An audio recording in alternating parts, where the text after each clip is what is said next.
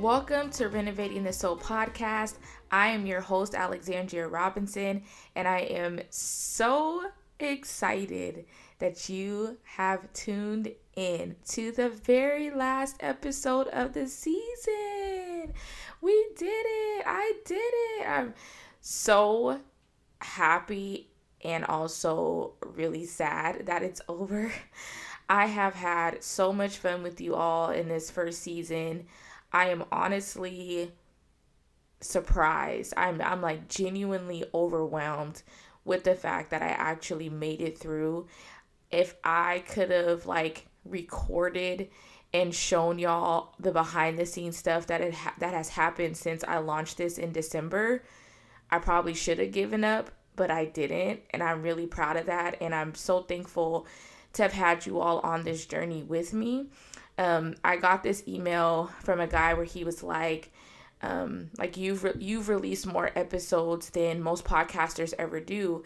And I remembered listening to another podcast where they dropped this statistic, and I Googled it again just to like make sure I wasn't going crazy. But the statistic is that 90% of podcasts don't make it past their third episode, which sounds hard to believe because there are so many, podcasts out there. But when you look at all of the top podcasts, they're done by the big dogs. They're making the big bucks, right? But when you look at people kind of on my level, a lot of people do start and they stop. If you go even just look at a podcast website, you'll see so many podcasts where they don't continue to put out episodes. And so the fact that, pregnant, married, multiple kids, working full time, like all the things that I've had to endure, and I made it through 10 episodes plus a trailer is mind-blowing to me. And baby, let me tell you something.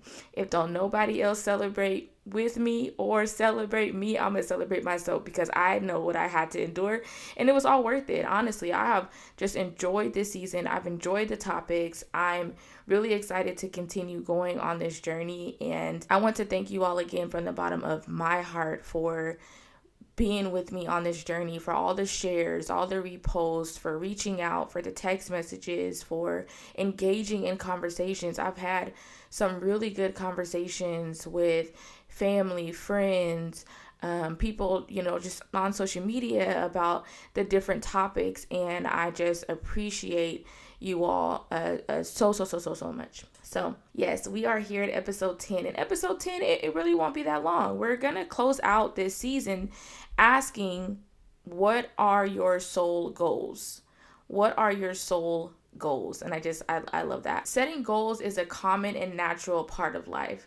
I'm sure many of us listening to this right now, if not all of us, have at least one goal that we're working towards, whether it's a short-term goal, a long-term goal, something that we want to get done today or next week or next month or next year. We are constantly setting goals for ourselves to achieve, whether that's on our job, whether that's in our personal life. We go through school. A lot of times, if you go through high school, they teach you how to set goals. And in college, they teach you how to set goals, right? We focus on short-term, long-term. If you start a business, you have goals. If you start an organization, you have goals. Like, goals are such an important and necessary part of everything that we do. And I'm sure many of us have listened to or Googled the best ways to set goals or have tried different ways to set goals. One of the ladies that I followed a few years back, her name is Rachel Hollis. She had these, I don't know what they're called. I forgot what they're called. Start Today was her brand. So it was Start Today, and she had like this little 10-year thing. It was like your 10-year goals. So where you see yourself in 10 years. I think it was 10 goals that you see yourself in 10 years. And then she had a bigger book where you could set like your more daily, monthly, yearly goals and kind of work towards whatever that one big goal was. And then you set these like smaller goals to get there. And so I'm only using that as an example to say that there are so many systems and metrics out there, and that's not the point. I'm not here to give you a certain type of metric, but I am here to push us towards not just looking at the external goals, but to looking at our internal goals. So what are our, I said it earlier and I said it well, but what are your soul goals? What are my soul goals? Saying what are our is crazy. So what are your soul goals and how do we set those, right? We've hit a lot of good topics this season. We've talked about a lot. We've talked about a lot. We've gone through a lot of examples and definitions, and the overall purpose of tackling a lot of these definitions, the overall purpose of renovating the soul, right, is that we are active participants in our lives. My goal is to show you all and to encourage you all that you have a chance to participate in the outcome, in the trajectory, and in the overall, what's the word I'm looking for? In the overall quality of your life. And to me, that is so amazing. I don't just have to lay down and take it and kick and scream and cry and pout and live with all the trauma and the hurt and the pain. That I can actually, get up. Like, I know I can't control what happens to me, but if I'm working on me and what's happening inside, then I can control how I respond to it. And even if I can't control how it affects me in the moment, eventually I can get to that place through the tools, through, the things that life has given me, right? Through the people around me, community, whatever it is, I can work through those things and no longer let them affect me in a negative way. And so that's kind of what we're talking about with this, is with our soul goals, is that setting goals for ourselves is not just about, I want to meditate more, or I want to be kinder to people. I would say it in the way, and I probably will say this again, I would say it in this way of asking the question, what does my soul say about me? And what do I want my soul to say about me? And we're going to talk about that in a second. But what we're able to control, how we're able to respond, and how it affects us shows up shows up in the ways that people encourage us to go to therapy, go to counseling, talk it out, write it out. It's because we believe that there is power in our abilities to be able to choose how we respond or how things affect us. That as humans, again, I know I keep saying it, but we just have this very beautiful opportunity to be active in our own lives. What is a goal? Let's start there. Let's go back. Let's just talk about what a goal is in general. So a goal is a specific desired outcome or target that a person aims to achieve within a certain time frame. And being a business major, but not even just that, just going to college, just going to high school, I've learned so many different goal setting methods, but one of my favorite is the SMART method. And it's honestly the most common. So SMART, let's break down the acronym. The S means specific. And when they say specific for your goals, that means that the goal is clearly defined and unambiguous. The M is measurable. So that means that the goal is quantifiable with criteria to track progress. The A is achievable. That means that the goal is realistic and attainable given available resources. The R is relevant. So it's aligned with broader objectives and significant to the individual. And then the T is time bound. This used to not be called time bound. It used to be called something else. Time bound is interesting. It was still something with time, but time bound is interesting. But anyways, time bound. So set within a specific time frame for competition. So that is one of the most common methods used for setting your goals. You can still apply that if you haven't, had much practice with setting goals for yourself, you can still use this same metric for doing your soul goals, right? You can make it specific, you can make it measurable, you can make it achievable, you can make it relevant, and you can make it time bound. I think that it's important too that with a goal, you want it to achieve it.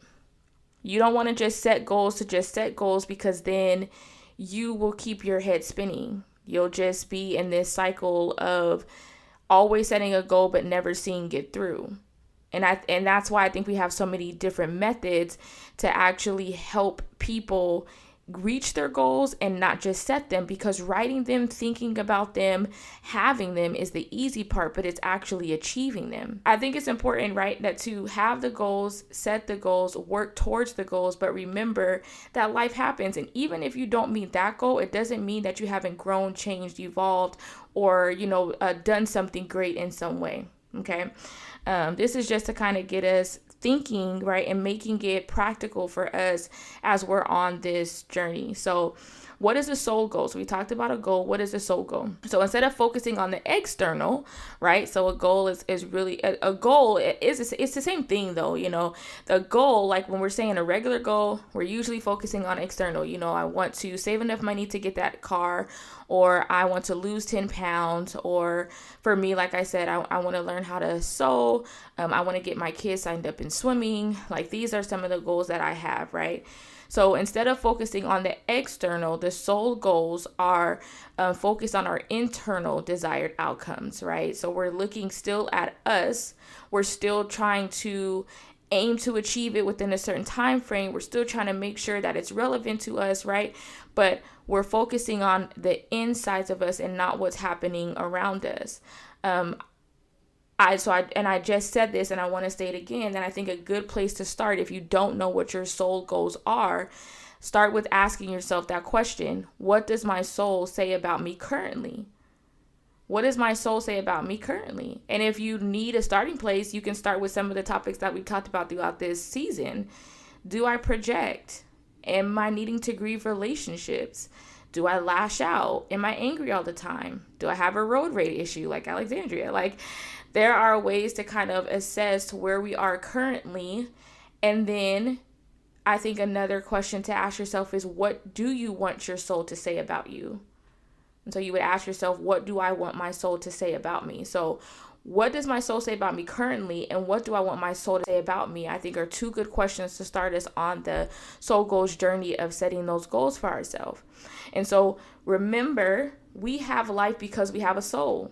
Our soul is the most important part of us, and it is why we should be focusing on growing from within.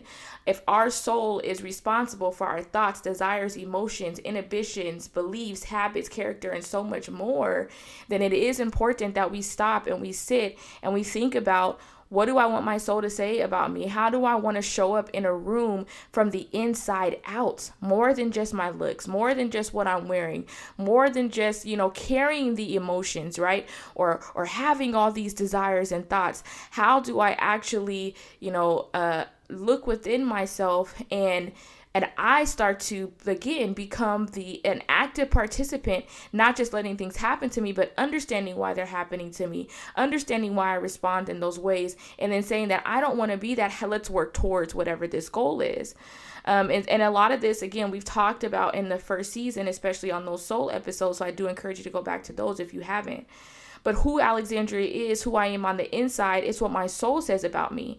And then what my soul says about me shows up through my actions, the way I reason, the way I make my decisions, my responses to situations and people, and the overall quality of my life. That's why this is so important, to stop and assess and sit down and say, what are the goals that I have for my soul? Because my soul is my life. It is everything, right? That if I'm in tune with what's happening in my soul, then I'm not just going to settle for any old job because it doesn't even have to necessarily always be about worth or value. Those are just two I expect, two things on the spectrum. But not accepting some job or not settling for some job, but could be very much because you've learned how to reason and understand that if I settle for this job now, I'm going to be back on the market in a year from now and then having to do it over. You see what I'm saying? It doesn't have to always boil down to the things that we talk about. Know your worth, know your value, protect your peace. There are so many things. Like if I don't have an emotional connection to it, I can reason, I can use logic, I can use clear thinking, I can use my judgment, all things that come from within my soul so that I can make better decisions, so that I can respond correctly. Me not lashing out and slapping someone who cuts me in line has nothing to do with understanding my worth or value. It comes to a point where you're like, that's just the right thing to do. It's not worth it's not worth the emotional tax to even do that. And honestly, you could say it's not even necessary to be upset about that. You see what I'm saying? It's not even necessary you start to reason with yourself very differently. Like, I don't even need to be upset about that. But why am I? It's not just them. It's not because they cut me in line. What's going on that makes it so easy and desirable for me to want to lash out on this stranger or, whatever it is. So sorry, I went on a little tangent with that. But okay, so let me get back. So I am truly convinced that my top priority in this life are these things. It is to strive for a healthy and wise soul. It is developing and working towards good character. Good character means is more important than all the money in the world. Developing and working on good character, I'm realizing, is so important because you meet people and you hit it off with them and you get to know them, but what will carry friendships, relationships, marriages, family stuff, what carries us through is more than just a few fun nights or a few fun moments. What really is going to carry a relationship or make it something that lasts is the character of the people. The way that you and I are able to work out problems or come to an understanding of who each other are, or even the way that we handle when people talk about us behind our back, or we handle, grieving relationships, or we handle work rivalries, right? Is because of our character. It's because of how healthy or how wise our soul is. And so I do believe that this is it is life. This is life. This is life because it has sound like a preacher or a broken record, I should say, huh? But it truly is life. Your soul goals, what your soul says, how you show up again in a room or in a space or around people is so important, and that starts from within. Learning how to treat people fairly, striving for good virtue. These are the things that I have found that are just really, really important. So before I close, I wanted to share some of my soul goals. And one of the biggest ones on my top one right now is I need to forgive and stop bringing up the same situations with the same people. I feel as if I have been struggling with some of my family issues for far too long. And y'all know when I start pausing and stuttering, it's because I really have to have to get my thoughts together. But I was telling my husband the other day that I just feel like I have been struggling with these same feelings of resentment and bitterness and sadness and frustration towards the idea of who I wanted as family, or how I would have wanted my family to show up in my life, or the type of family that I would have wanted to be in. And that has that bit now. The actual family part doesn't really affect my husband and my children because we have our own unit, but the bitterness and the sadness that I feel does show up. I'm often thinking about it so much, and I'm often keeping that pain and that hurt at the top of me, at the surface level of me, that like I'll lash out on the kids, or I'm not fun to be around, like in my home. Like, again, I can go out and I can party and you guys will have a great time with me, but it's the people who are around me all the time that then have to deal with that bitterness, that frustration, and that sadness. And so one of my big goals, again, is to really address these situations once and for all, to accept where they're at, and then to start trying to, for lack of better terms, purge some of these feelings once and for all. I can't keep trying to make people or situations, I can't change what I've been given. I can't change the family that I've been given, and I can't change them. And it's honestly not my responsibility. I've blamed myself unnecessarily for certain things, or tried to hold on to the idea that I could be the voice of reason or the voice of change, but I also am so hurt and bitter that I no longer have the energy to even want to put forth the effort. So then when I come around, all that's on my mind is the pain, the hurt, the negativity. And at the same time, that's another decision that I had to make, is like, you can't keep going around if this is going to be the struggle. And anyone that's close to me knows that I absolutely adore and love my family. I'm talking about from parents all the way to cousins. So from, just my immediate family to my extended family. And I think a lot of us have an idea of what we wanted, or how, you feel like things should be, especially as you go through the stages. So going from college to being married to having children, and I thought, like, okay, when I get here, it'll be better. When I get here, it'll be better. When I get here, it'll be better. And I think it's gotten worse because my perspective has not really changed, because I've held on to things that I need to let go of. And so that is a big one for me. And then one of the actual emotions, or that would say, it's an emotion, I think, is bitterness. I get really bitter And again, that shows up around around the people that, how can I say that? It shows up to the people that I'm around the most. So my husband, my children, other family members, whether they realize it or not, a lot of people end up on the other side of my bitterness for things that have nothing to do with them. So those are two of my soul goals, is that is honestly big things that show up for me, and how I make my decisions, how I respond to people, how I even walk into friendships, that I'm so ready to be hurt or so apprehensive to even make new friends, because it's like, if family doesn't care, why would these strangers care? So it affects a lot of my mentalities. It really does keep me sheltered and guarded. So those are my two goals, and we're going to close this out. I told you all that I have been reading this book. It's called, or have been reading this series on ancient wisdom for modern readers. And one of the books that I read was How to Do the Right Thing, and this one came from Seneca. So I'm going to close it out with this. I always like to close out with like the purpose, the bigger picture. And so in the chapter called Being Calm, Thinking Clearly, Seneca's whole point in this section is that we should resist the influence of opinions around us that make us edgy and unsettled by promoting false goals and specious goods. And specious means like superficially plausible, but actually wrong, or a false truth. And I'm saying this because, again, we're being told to set all kinds of goals and do all kinds of things. But this book is about how to do the right thing. So it's an ancient guide to treating people fairly. And one of the ways that he says one of the early things that we have to do in order to treat people right is have good self-awareness, is understand who we are and understand how we behave in the world. Like, you have to know yourself before you can even, and examine yourself before you can even start to treat people fairly. So I'm going to read these quotes, and then we're going to get out of here. So he says in this section, the fact that we model our lives on others is one source of our problems. We do not organize our lives according to reason, but are led astray by fashion.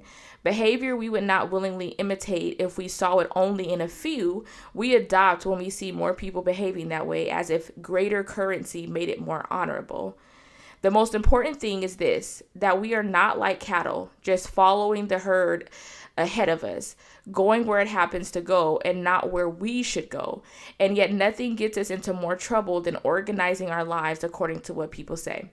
Let's ask then what it is best to do, not what is most commonly done and that will make us happy forever, not what is approved by the general public, the truth's worst interpreter. Just love that. And he says, like, thanks to the way we were built by nature, or he believes, I should say, that because of the way we were built by nature, we have from birth all that we need for a good life and true happiness. And I wanted to close on this because, again, setting these soul goals is about us from the inside.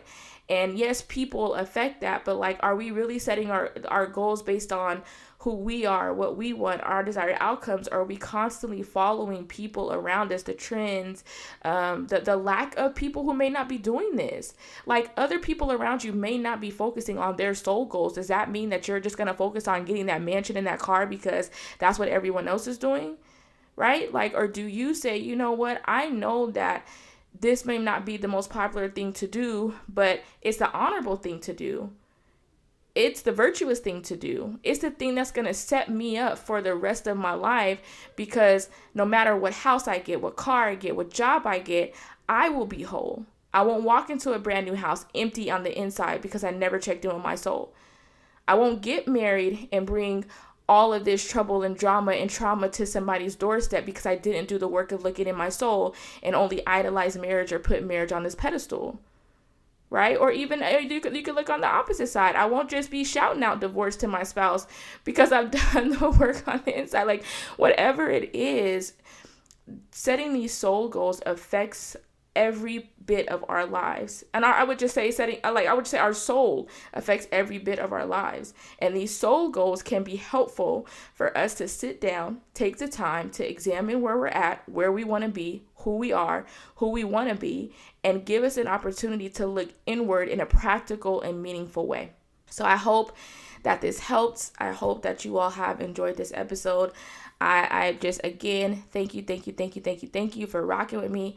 I am looking forward to season 2. Follow on Instagram, Renovating the Soul, and I will let y'all know when season 2 is going to be up. But remember, I will be on maternity leave for the summer, so I'll be out all the summer, and we'll come back in the fall, and we're going to pick it up. I'm really excited for next season. Thank you guys so much. It's been awesome. And until next time, let's keep doing the work to renovate the soul.